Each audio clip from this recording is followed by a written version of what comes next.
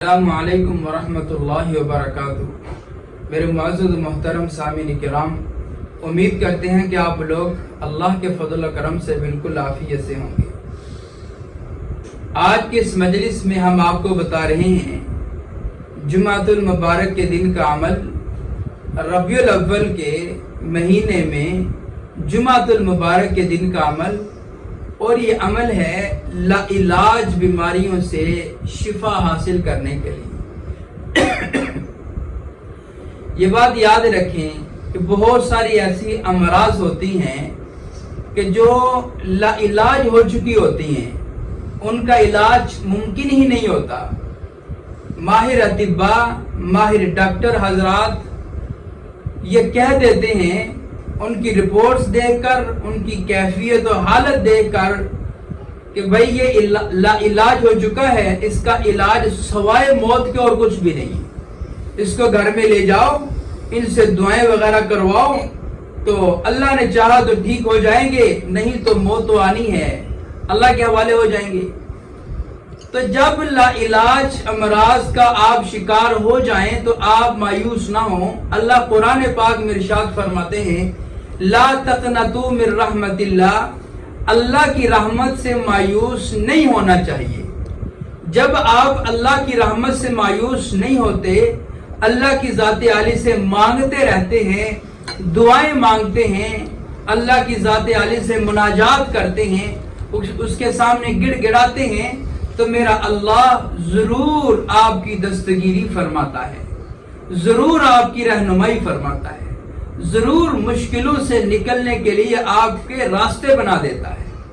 اس لیے اگر آپ لا علاج بیماریوں کا شکار ہیں، اب لا علاج بیماریوں میں فالج ہے، لکوہ ہے، شوگر ہے، بلڈ پریشر ہے، کینسر ہے، اور اس سے بڑھ کر آج موجودہ زمانہ میں جو ایک بیماری چل رہی ہے وہ ہے مردانہ کمزوری کی۔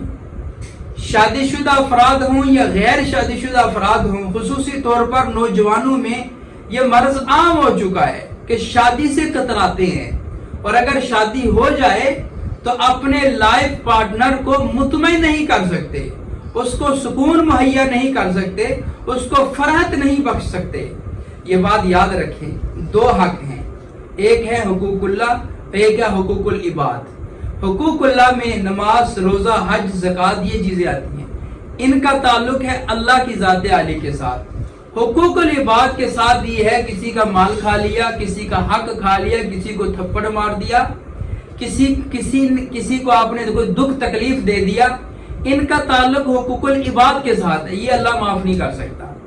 جس طرح اللہ کی ذات عالی نے ایک لڑکا ایک لڑکی، ان کا رشتے ازدواج میں سے منسلک کیا، ان کی شادی ہو گئی۔ اب جب نکاح ہو گئے تو بیوی کے حق ہے مرد کے اوپر، شوہر کے اوپر، شوہر کے حق ہے بیوی کے اوپر۔ ان دونوں کے آپس میں ایک دوسرے کے اوپر حقوق ہیں اللہ کی ذات عالی کی طرف سے۔ اب اگر بیوی شوہر کا حق ادا نہیں کر سکتی، کل قیامت والے دن اس سے پوچھا جائے گا، اور اگر شوہر بیوی کا حق ادا نہیں کر سکتا تو قیامت والے دن اس سے بھی پوچھا جائے گا۔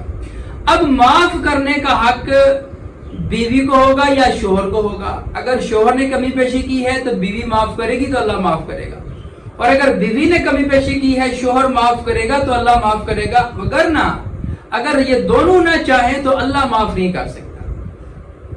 اب یہ جو شادی کے بعد ہم بستری کا عمل ہوتا ہے، یہ بھی ایک دوسرے کا حق ہوتا ہے، ایک دوسرے کو تسکین پہنچانا، سکون مہیا کرنا۔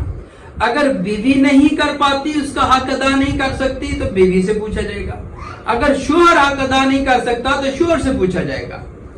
اب اگر آپ نے حق ادا نہیں کیا تو قیامت والے دن آپ سے سوال ہوگا۔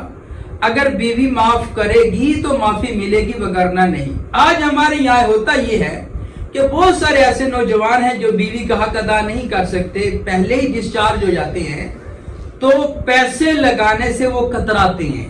ہم 50,000، لاکھ، 2 لاکھ اگر لگائیں گے تو پتہ نہیں شفا ملے گی نہیں ملے گی، یا بہت سارے ایسے لوگ ہوتے ہیں جو علاج کروانا ہی نہیں چاہتے۔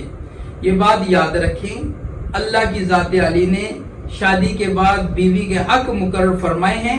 اگر آپ اپنی زندگی میں پیسے بچاتے رہے اور یوں ہی مر گئے تو کل قیامت والے دن آپ سے اللہ کی بارگاہ میں پوچھا جائے گا کہ تو نے اس کا حق ادا کیوں نہیں کیا. اور اگر آپ پیسے ہیں آپ کے پاس، آپ پیسوں کو نہ دیکھیں، اپنی بیوی کی تسکین کو مہیا کریں کہ میری بیوی کو کیسے سکون ملے گا. سکون کی بات بعد میں ہے، سب سے بڑی خواہش ہوتی ہے عورت کو خصوصی طور پر اولاد کی.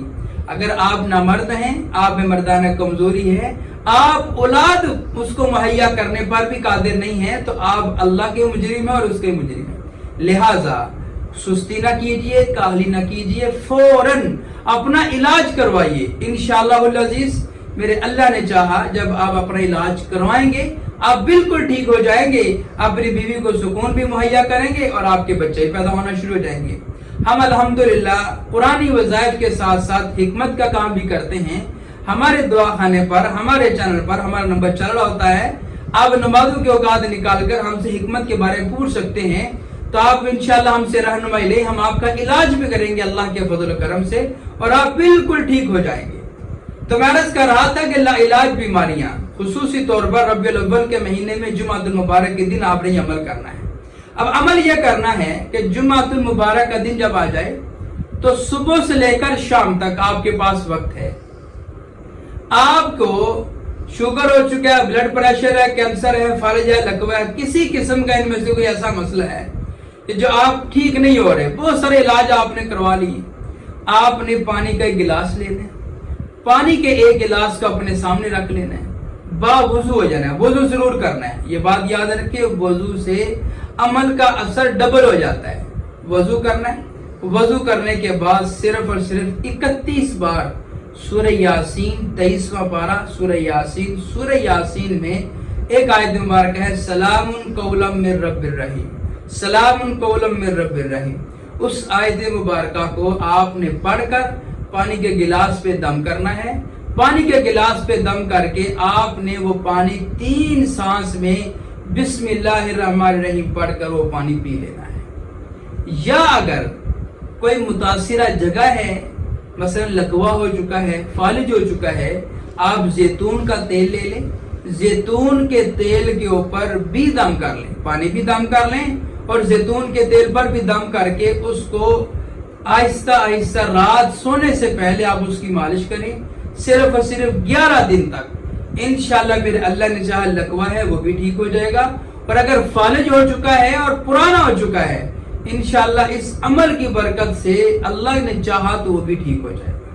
یہ ہمارے بارہا کے مجرب اور آزمودہ عمل ہیں، آپ انہیں ضرور کیجئے، انشاءاللہ العزیز آپ کا بہت فائدہ ہوگا. وآخر دعوانا ان الحمدللہ رب العالمین. یہ کہنا صحیح کڈی تفصیل دے نال بنی ویڈیو.